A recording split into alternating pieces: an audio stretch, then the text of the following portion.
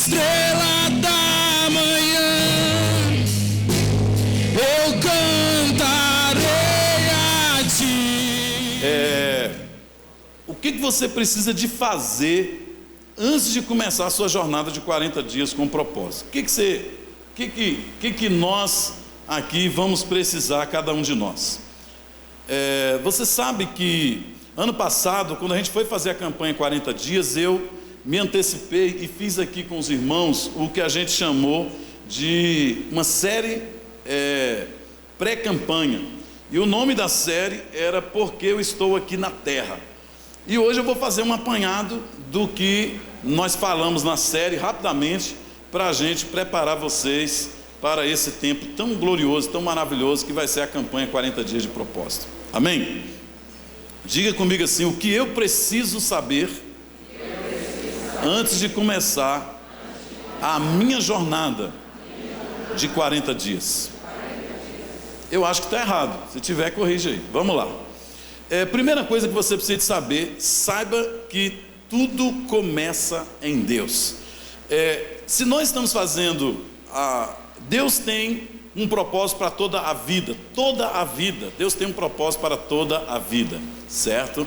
O propósito de Deus para toda a vida é pelo menos 5 propósitos: propósito para a igreja, propósito para cada um de nós, propósito para a família, porque Deus criou todas as coisas com um propósito. E nós estamos atrás de entender, de descobrir, de saber que propósito é esse. Mas a gente tem que começar preliminarmente entendendo que tudo começa em Deus. Então a gente quer saber o propósito de Deus para a nossa vida, e a gente fica buscando isso na natureza, a gente fica buscando isso no outro, a gente fica buscando em tantos lugares. Mas a orientação bíblica é que a gente vai em Deus, porque tudo começa nele. O texto de Colossenses 1,16 na mensagem diz: pois tudo, absolutamente tudo, acima e abaixo, visível e invisível, tudo começa nele, e nele encontra o propósito. Olha, quem é ele? Jesus. A palavra do Senhor diz em João capítulo 1 que ele é o verbo.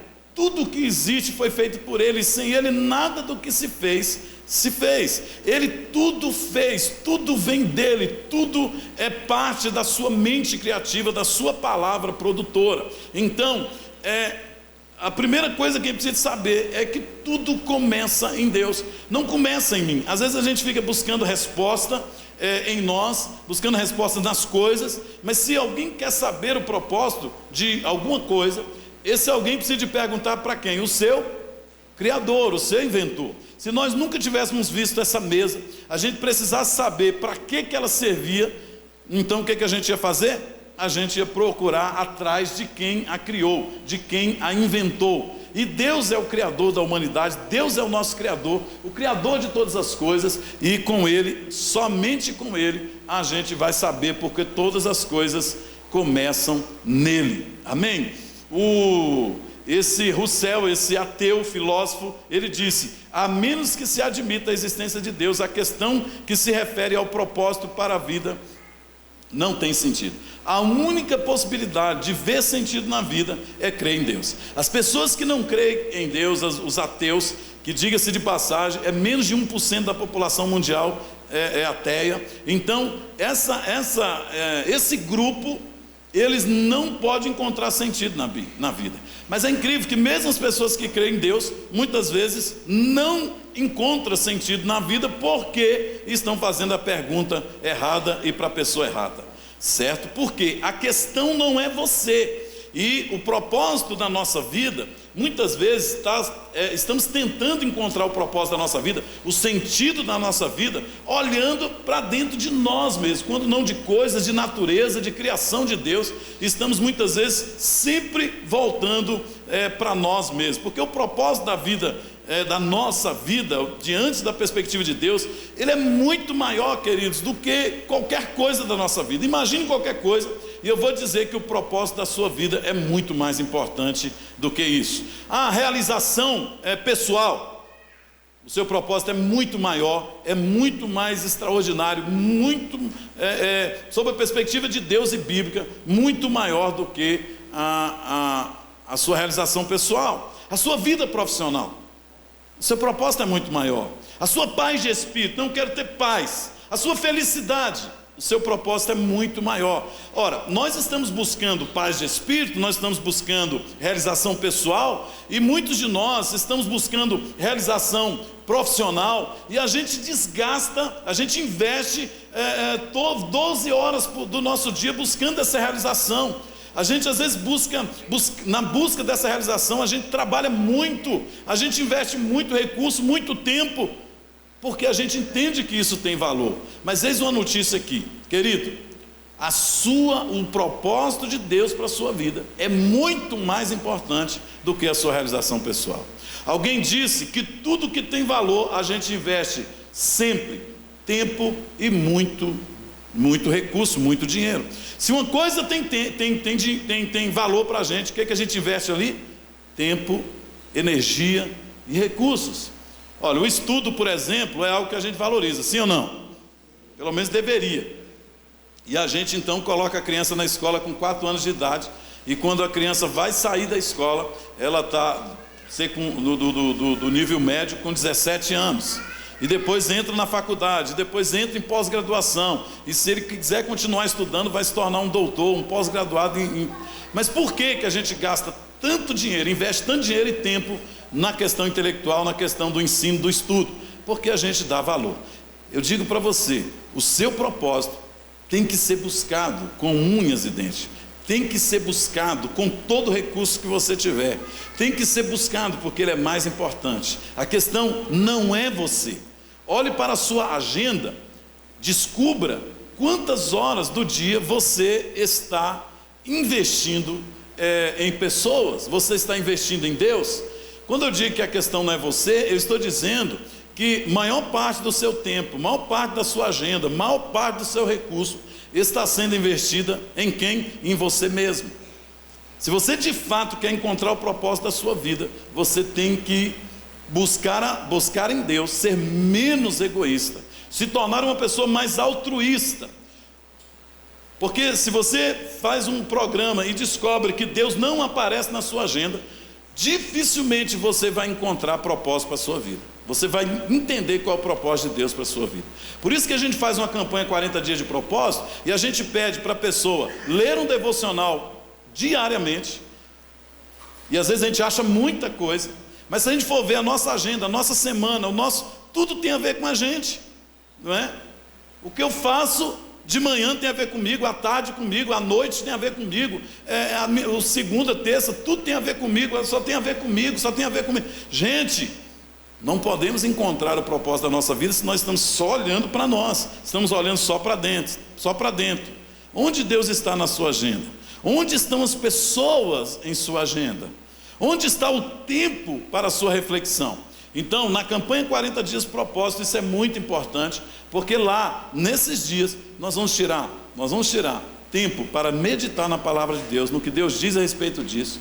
Nós vamos tirar um dia da semana, além do devocional diário, vamos tirar um dia da semana para a gente ir para a célula, para o grupo pequeno e ali compartilhar. E nós vamos também, durante 7 domingos, estar aqui no culto de celebração, aprendendo sobre os propósitos de Deus para a vida. Amém?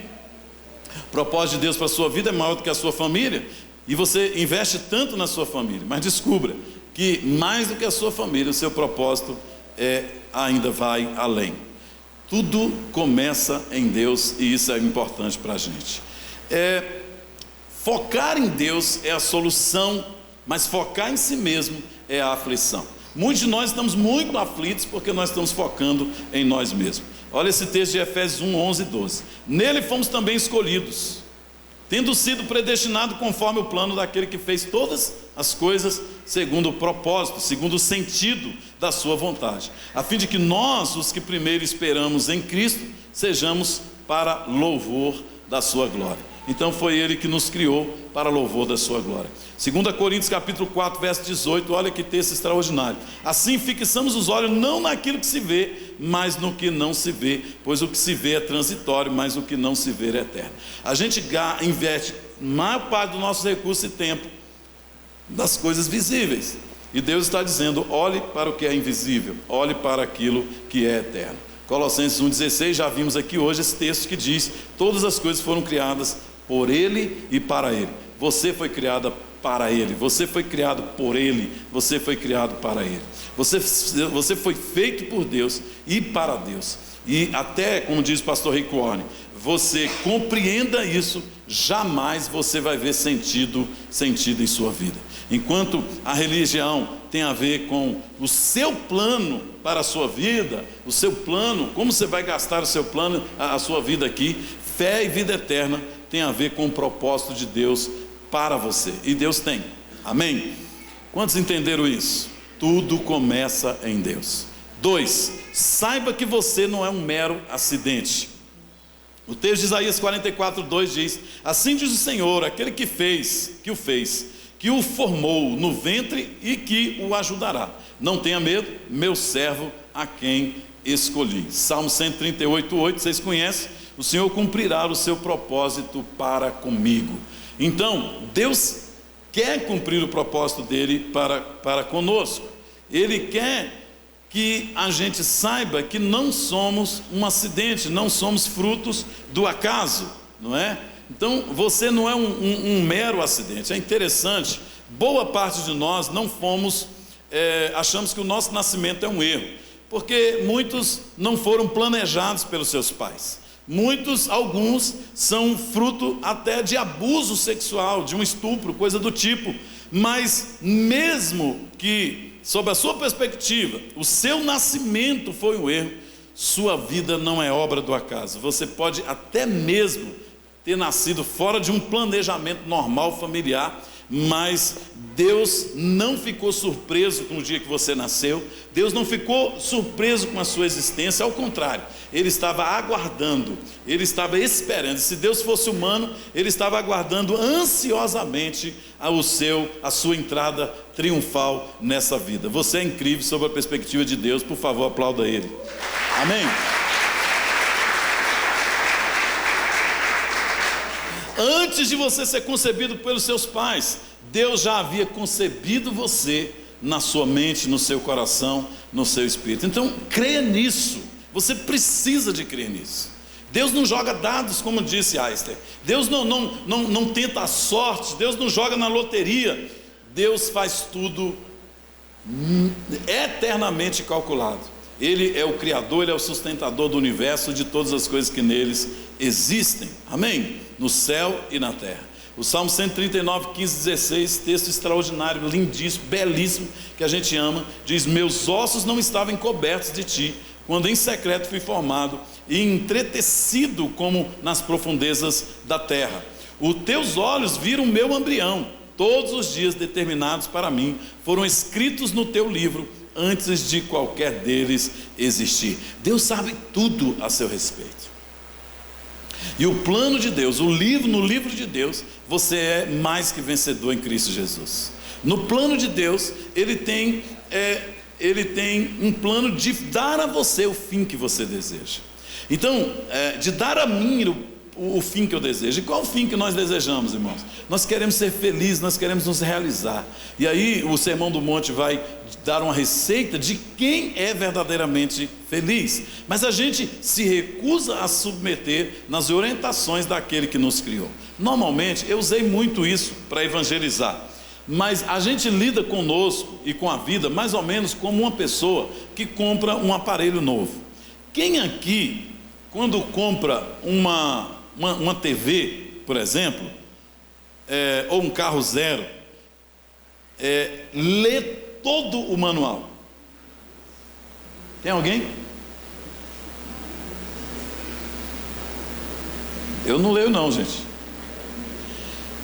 Ora, a gente não lê o manual porque a gente supõe que a gente mexendo vai dar certo, não é assim? Não, isso aqui é quase que autoexplicativo aqui, os botões, não é? Então, a gente também faz assim com a vida. Mas a gente vem aqui todo domingo, a gente vem aqui todo domingo e o pastor prega. Ele prega a palavra. E a Bíblia diz que a fé vem pelo ouvir e ouvir a palavra de Deus. O ideal é que nós decidíssemos optar e conduzir a nossa vida dirigida pelos propósitos de Deus, pelo que Deus disse como deve ser, mas a gente se recusa a pautar as nossas vidas pelos princípios da palavra de Deus. E aí a gente fica se sentindo sem realização, porque Deus diz para a gente perdoar, a gente conserva a mágoa. Deus diz para a gente pedir perdão e a gente fica orgulhoso. Deus diz para a gente dar e a gente quer só receber. Deus diz enfim, Deus diz em sua palavra: como guardará o jovem puro o seu caminho? Observando segundo a sua palavra, segundo a palavra de Deus. Como a gente vai prosperar? Observando a palavra de Deus. Mas a gente fica resistindo a Deus e resistindo aos princípios de Deus, e assim a gente não consegue ver realização em nossa vida muitas vezes. O Senhor nos viu quando a gente era ainda um embrião, e Ele projetou grandes coisas para mim e para você. O propósito de Deus levou em conta o pecado do seu pai, o pecado da sua mãe, os acidentes que estavam envoltos, os problemas que estavam envoltos do seu nascimento. Os propósitos de Deus levou em conta tudo isso, porque Deus é perfeito e Ele tem um propósito específico para a sua vida e também para mim. Repito, você não é um acidente, você é um projeto especial de Deus. Se você crê nisso, por favor, aplauda Ele, diga para Ele.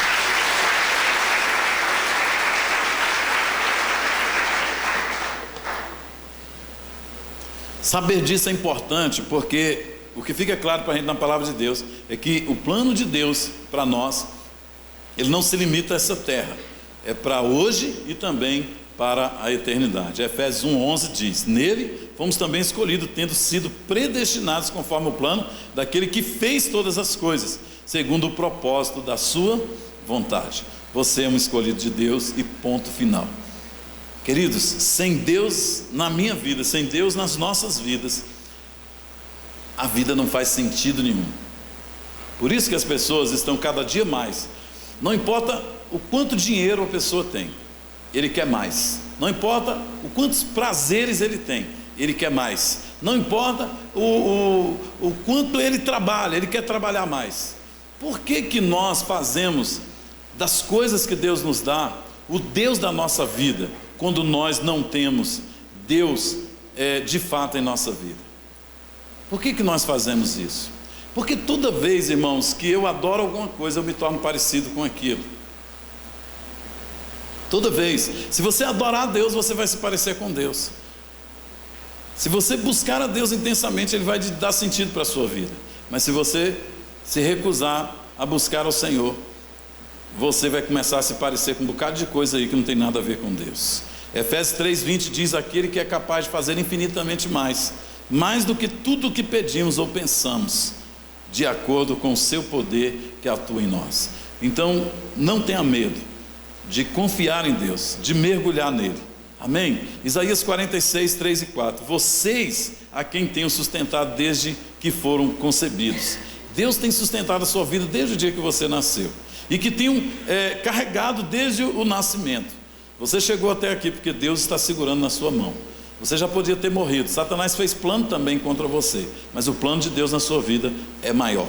Mesmo na sua velhice, quando tiverem cabelos brancos, sou eu aquele que te sustentará. Que coisa linda. O salmista escrevendo, ele diz: olha, eu fui moço, agora sou velho, mas eu nunca vi alguém que realmente confia no Senhor, Deus o deixar na mão. Eu estou no Evangelho há 30 anos, Deus nunca me deixou, Deus nunca me abandonou. Deus é bom, como diz a canção, mas Ele é bom de verdade. Amém? Eu os fiz e eu os levarei, eu os sustentarei e eu os salvarei. É a palavra do Senhor para a nossa vida. Esse Deus que cria, esse é o Deus também que resgata, que redime. É um Deus que, quando foi nos criar, quando Deus criou todas as coisas, irmãos, Ele disse, Ele falou, não é? É interessante isso, eu falei isso aqui alguns dias atrás. Quando Deus foi criar todas as coisas, Ele foi falando. Quando Deus foi criar o homem na criação, o que Ele fez? Ele botou a mão na massa, Ele pega o barro e faz o homem, e trabalha, sopra dentro do homem e faz o homem. Mas é interessante que na regeneração, no novo nascimento, mais do que falar, mais até do que botar a mão na massa, Deus tabernaculou entre nós, Deus morou entre nós. Mais do que isso, texto sagrado diz que nós somos templos do Espírito Santo. Como igreja, nós temos o Senhor morando em nós. Então, eu tenho o Cristo em mim, e você tem o Cristo em você. A palavra do Senhor diz que Ele é o cabeça da igreja, não é a cabeça, é que Ele é o cabeça. E Ele sendo o cabeça, Ele deixou o seu corpo aqui, contendo a sua vida, que é o Espírito Santo. Então, o Espírito Santo está em você, e você precisa de entender que você é eterno, porque Deus não habita nada que é passageiro. Amém? Terceiro lugar, saiba que você foi criado para ser eterno. O Eclesiastes 3:11 diz: Ele fez tudo apropriado ao seu tempo, também pôs no coração do homem anseio pela eternidade. O texto de Hebreus 13:14: Pois não temos aqui nenhuma cidade permanente, mas buscamos a que há de vir. Nós vamos morar numa cidade eterna, numa cidade que vem da eternidade. Nós temos dentro de nós um anseio por eternidade. Por que quando a gente vai num sepultamento está todo mundo chorando? E aí alguém diz assim: não chora não. Sabe o que é errado dizer para a pessoa não chorar? Eu digo o contrário: chora, irmão, chora. Nós não devíamos morrer mesmo não. A gente não deve se acostumar com a morte não. A gente não foi feito para morrer, irmãos. A gente foi feito para viver, amém? Por isso que Jesus diz que Ele é o caminho, a verdade e a vida. Que Ele que dá o zoe, Ele que dá a vida abundante para nós. Porque nós não nascemos para morrer. Então nós nos revoltamos com a morte, nós nos rasgamos, nós choramos, nós gritamos, porque nós não nascemos para morrer. Deus plantou em nós um anseio pela eternidade. Eu tive o privilégio de ir no Cairo, no Egito, e, gente, aquela civilização era louca pela eternidade. Os egípcios, eles eram apaixonados, eles criam na eternidade.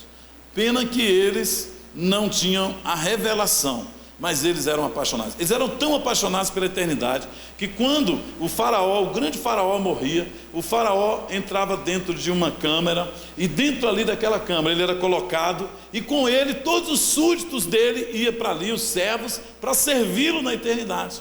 Ele levava todos os tesouros dele. Por isso que as pirâmides, né, eram muito cheias de muito tesouro, aqueles caixões cheios de muito recursos e ouro e tal, porque ele cria que quando ele chegasse lá do outro lado na eternidade, então ele podia viver bem com todos aqueles recursos que eles estavam levando. Ele não tinha revelação, mas ele era doido pela eternidade, e não era errado, porque eles já tinham naturalmente, em Adão, nós já temos em Deus esse anseio pela eternidade. Nós queremos viver, nós gostamos de viver. Nós fomos criados para ser eterno, como o Senhor, o nosso Deus, é eterno. Essa vida onde nós estamos, ela não é tudo o que existe muito mais. Nós podemos transcender em Cristo Jesus para o outro lado da vida. O Eclesiastes 3:11 também pôs no coração do homem o anseio pela eternidade. Eu já li: um dia o seu coração vai parar de bater, e o dia que ele parar de bater, você vai entrar na eternidade, e de lá da eternidade você sairá para a vida ou você sairá para a morte. Na eternidade existem duas seções: a seção da vida e a seção da morte, a seção de tormento e a seção de alegria. Mas a única forma de conquistar a vida lá na eternidade é recebendo Jesus como seu Senhor e como seu Salvador aqui. O texto de 2 Coríntios 5:12 diz: sabendo que se for destruída a temporária habitação, ou seja, esse corpo aqui, teremos que essa temporária habitação terrena em que vivemos, temos da parte de Deus um edifício, uma casa eterna nos céus, não construída por mãos humanas. Enquanto isso, gememos, desejando ser revestido da nossa habitação celestial.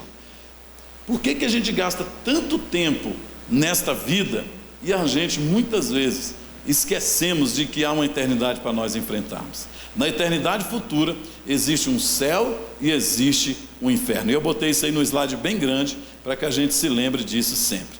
Por isso, creia em Jesus de forma pessoal. Eu não posso crer por minhas filhas, você não pode crer pelos seus pais. A Bíblia diz que um será deixado, dois estarão trabalhando no moinho, um será conduzido e o outro será deixado.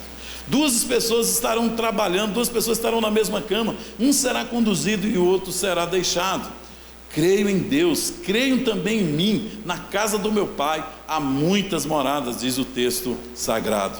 Quem é que vence o mundo? Diz o texto de 1 João 5 e 6. Somente aquele que crê que Jesus é o Filho de Deus. Este é aquele que veio por meio da água e do sangue, Jesus Cristo, não somente por água, mas também por sangue. Então, para ir para a eternidade, a gente precisa de receber o dono da eternidade, receber o dono da vida. A gente precisa de fazer uma decisão pessoal com Ele. E o Espírito é quem dá testemunho, porque o Espírito é a verdade. O João está dizendo que todos aqueles que são nascidos de novo, sem dúvida nenhuma, eles têm o Espírito de Deus testificando dentro dele. Creia na eternidade das promessas de Deus em sua vida. O texto de Mateus 24:35 vai dizer: os céus e a terra vão passar, mas as palavras do Senhor jamais passarão. 2 Coríntios capítulo 1:20 diz: pois quantas forem as promessas feitas por Deus, tantas tem em Cristo sim, por isso por meio dele o amém é pronunciado por nós para a glória de Deus. É interessante, queridos, que Jesus é um ser singular, e o único povo que o tem como Deus é o povo cristão. Você vai encontrar em todas as religiões eles dando bom testemunho de Jesus, dizendo que ele era um profeta, dizendo que ele era um bom homem, que ele era um filósofo, que ele fez boas coisas. Eles acham Jesus bacana, mas achar Jesus bacana não é o suficiente. Achar Jesus bacana não é o suficiente. A gente tem que entrar em uma relação com Ele, onde Ele vai ser Senhor e nós vamos ser servos. A gente tem que vê-lo singularmente como o único homem que é Deus, o único Deus que se tornou homem, certo? Tudo se cumpre em Jesus, todo o universo foi formado por Ele, tudo o que foi feito por Ele e para Ele. Nele está o amém, nele está o sim. Jesus é singular, irmãos. Como diz C.S. Lewis, ninguém pode achar Jesus um cara bacana ao mesmo tempo que não acha, não entende ou não crê que Ele é Deus. Porque ou Jesus é Deus ou Ele é um maluco. Jesus não pode ser um cara legal, um cara sensato. Jesus não pode ser um cara com uma política correta, uma boa pessoa, se Ele está afirmando a respeito de si que ele é Deus. Ora, se Ele não é Deus, irmãos, então Ele é maluco. Então tem duas formas só de você ver Jesus: ou você vê Jesus como um louco varrido, ou você vê Jesus como Deus. Como você vê Jesus? Como Deus? Você vê Jesus como Deus? Quantos aqui vê Jesus como Deus? Se você o vê como Deus, então a exortação dele hoje à noite é: se vocês me chamam de Senhor, então faça o que eu mando. Amém? Se vocês me veem como Senhor, então faça o que eu mando. Então eu quero fazer o que o meu Senhor está mandando, porque eu sou escravo dele. Aplauda Jesus por isso.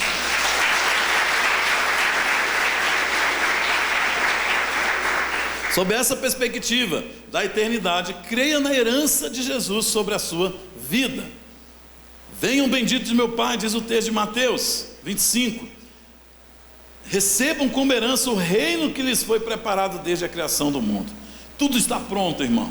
O rei dirá aos que estiverem à sua direita: venham benditos, benditos de meu Pai, recebam a herança, o reino que lhe está pronto, preparado desde a criação do mundo. Em quarto lugar, creia em seu novo nascimento. Ninguém entrará na eternidade que não nascer de novo. Nicodemos perguntou para Jesus: como eu faço para herdar a vida eterna? Ele diz: você tem que nascer de novo. Você tem que nascer de novo. Você precisa nascer de novo aqui na terra, para não morrer de novo lá na eternidade. Eu vou repetir isso: nascer de novo é a única condição para não morrer de novo na eternidade. Ah, pastor, por que morrer de novo? Porque na Bíblia existem 3 mortes. Morte física, morte espiritual e morte eterna. A morte física é muito simples, porque a palavra morte quer dizer separação. Então quando você diz assim, alguém morreu, significa que alguém separou o corpo do espírito, o corpo da alma. Quando os legistas, os policiais dizem assim, tem um corpo ali, ele não diz tem uma pessoa ali, ele diz tem um corpo ali, porque a alma daquela pessoa já não está lá mais. Então isso é muito simples de entender. Quando uma pessoa morre fisicamente, nós já sabemos que o corpo separou do espírito, separou da pessoa, saiu do corpo da pessoa, certo? Então, o que é morte espiritual? Morte espiritual é quando nós estamos separados de Deus. Por isso que Deus requer, a entrada na eternidade requer que nós nasçamos de novo, nasçamos da água e do Espírito, nasçamos de Deus. Amém, irmãos? Mas existe uma terceira morte. Qual é a morte? Terceira morte é a morte eterna. A Bíblia diz que quando uma pessoa, estando morta espiritualmente, experimenta a morte física, ele entra automaticamente, diretamente para a morte eterna. E da morte eterna, irmãos, não se volta. Ou você entra para a vida eterna, ou você entra para a morte eterna. Você precisa nascer de novo. Porque a Bíblia não fala de reencarnação. Eu não queria, eu preciso de frustrar quem crê nisso, porque a Bíblia não fala de reencarnação. Isso é uma invenção humana. Porque a angústia é tão grande, o indivíduo então começa a criar teses e acreditar naquilo. Você sabe, você já conviveu com alguém que mente tanto que depois ele começa a acreditar nas mentiras dele? Quem já conviveu com alguém assim?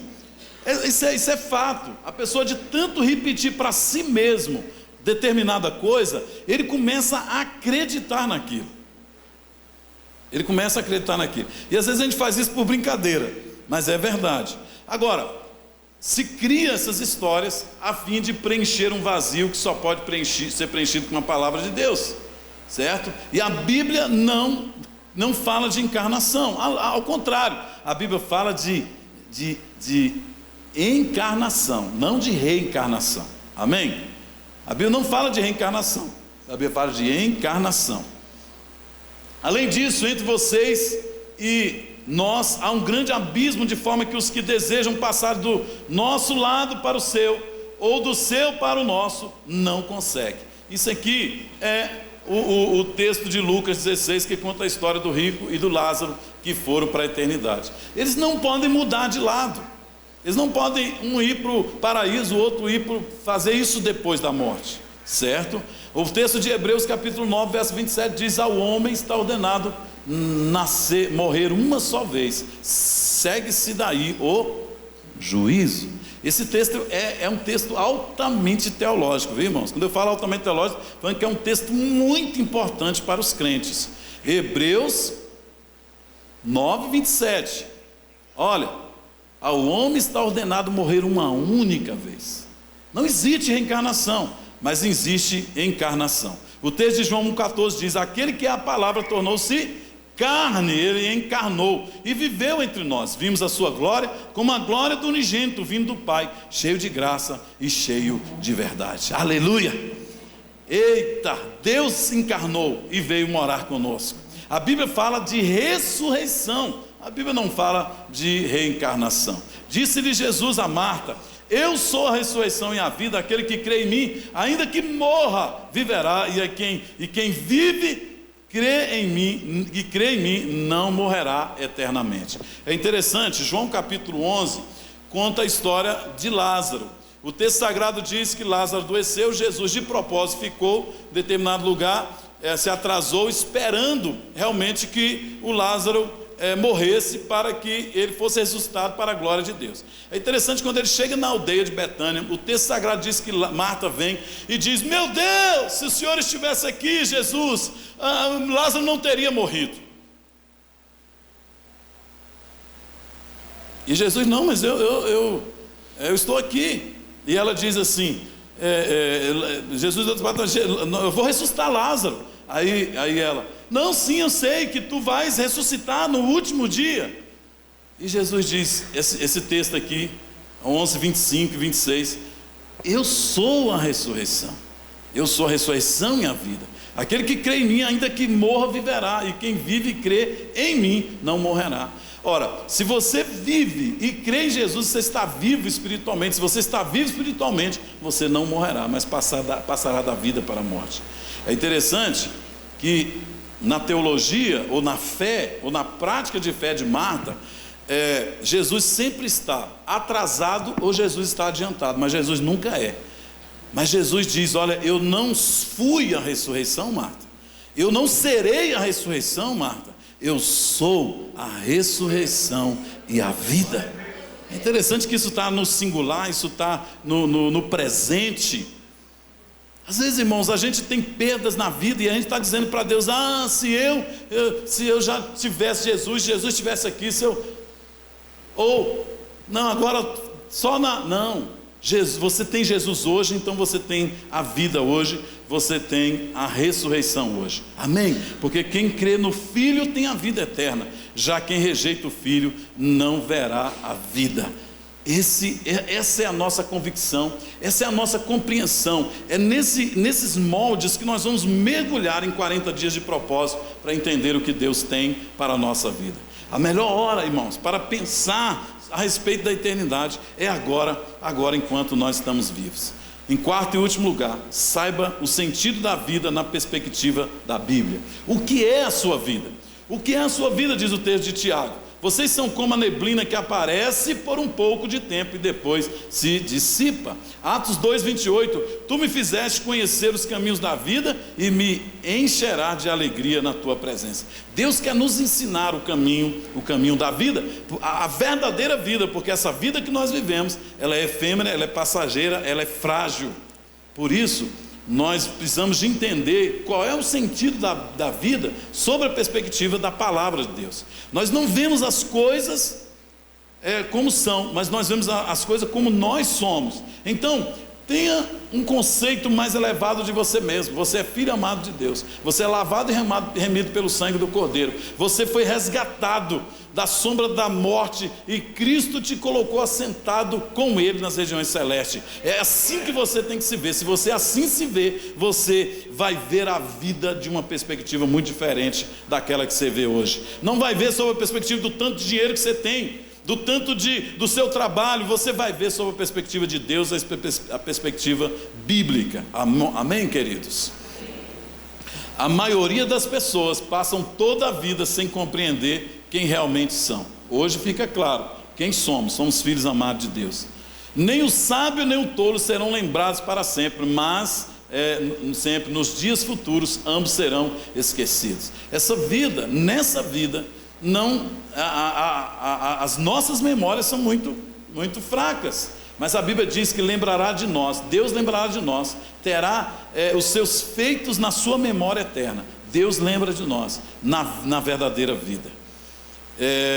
Essas pessoas que morrem, essas pessoas que suicidam, elas esperam que vão ter a verdadeira vida, adquirindo dinheiro, adquirindo fama e coisas do tipo, e depois elas descobrem que não as têm. Cássia Eller, por exemplo, diz: quero ficar sozinha, estou muito deprimida com todo esse sucesso. Foi encontrado essa expressão dela nas vésperas do seu falecimento por overdose. Esse Kurt Cobain, próximo ao seu suicídio, disse: nos últimos 5 anos eu desejei a morte todos os dias, às vezes cheguei bem perto dela. Ele acabou uma pessoa tão talentosa. Eu estava lendo sobre esse moço, uma pessoa tão talentosa, um músico, um compositor extraordinário, e perdeu a vida, ele próprio tirou a sua vida. O sentido da vida sob a perspectiva da Bíblia é o seguinte: primeiro, a vida é um teste. Você está tendo aqui a oportunidade de viver, mas você está sendo testado em todo o tempo. Mateus 4:1-12 diz: feliz é o homem que persevera na provação, porque depois de aprovado receberá a coroa da vida. Que vida é essa? Essa vida, o Zoe, que nós estamos falando, que nós estamos conversando aqui. Jesus, em Mateus 4:1-2 diz: então Jesus foi levado pelo Espírito ao deserto. O texto: Jesus foi levado pelo Espírito ao deserto para ser tentado pelo diabo. Depois de jejuar 40 dias e 40 noites, teve fome. A vida, em segundo lugar, ainda que ela é um teste, ela também é um legado. Ela é um legado de confiança. O texto de Salmo 24:1 diz: do Senhor é a terra e tudo que nela existe, e o mundo e os que nele vivem. Tudo é do Senhor. A gente está aqui, Deus nos deu, nos confiou como mordomo, e nada do que temos, nada do que chega às nossas mãos é nosso. E se nós nos apegarmos demais a essas coisas e não fazermos o que Deus manda que façamos com ela, e não vivermos sob a perspectiva de que pessoas são mais importantes do que coisas, nós vamos sucumbir, nós vamos perder o melhor parte da nossa existência. O que você vai fazer com a sua única vida, a única vida que você tem? Eu queria ir para o final, vendo com vocês sobre a perspectiva do que dissemos aqui hoje. Primeiro, irmãos, acompanhe comigo, pode ir para o último slide aí. Diz assim, eu fiz um resumo do que dissemos até aqui. Por favor, pode botar. Saiba que tudo começa em Deus. Saiba que você não é um mero. Saiba que você foi criado para ser. Saiba o sentido da vida sob a perspectiva de Deus, sob a perspectiva bíblica. Eu queria que você baixasse sua cabeça aí onde você está.